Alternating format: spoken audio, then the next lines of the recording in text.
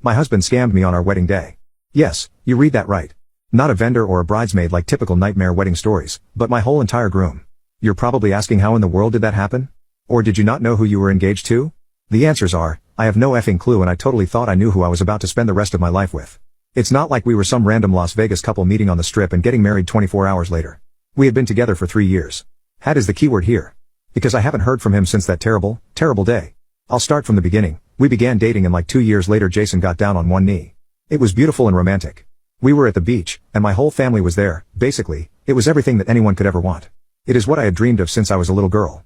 So, of course, I said yes. He was, in my eyes, my dream man. And, he had never done anything wrong before. A few weeks after we got engaged and celebrated a little, he asked when I was going to start planning the wedding because he didn't want to be a typical groom. He wanted to be as involved as possible. He even said that he would handle all of the money stuff. Now, when Jason said handle the money he really meant handle my money.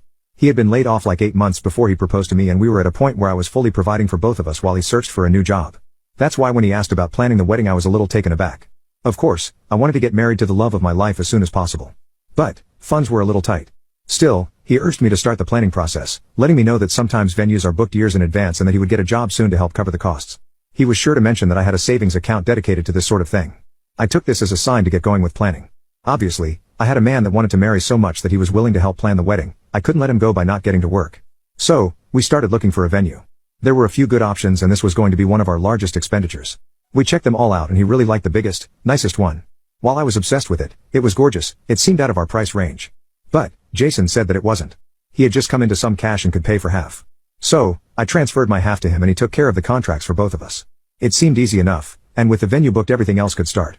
This is how the pattern worked for everything. We would see a few options, he would pick the most expensive one, I would transfer half of the money, and he would take care of the contracts.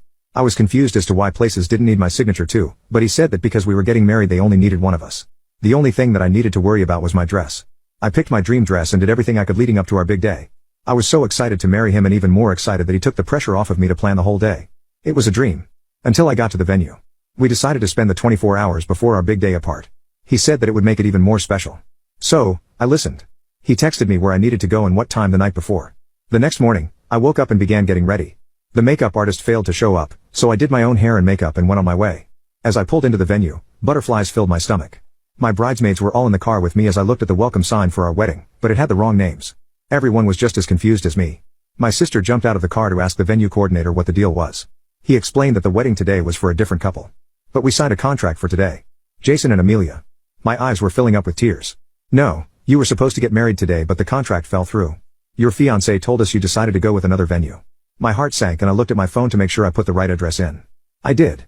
So, I called Jason. He didn't pick up. I called and called and called. Eventually, I was getting sent straight to voicemail. I checked all of his social media and was blocked everywhere. I had been scammed. He had taken my money and ghosted me, on our wedding day. He left me there in my wedding dress, sobbing. I still haven't heard from him.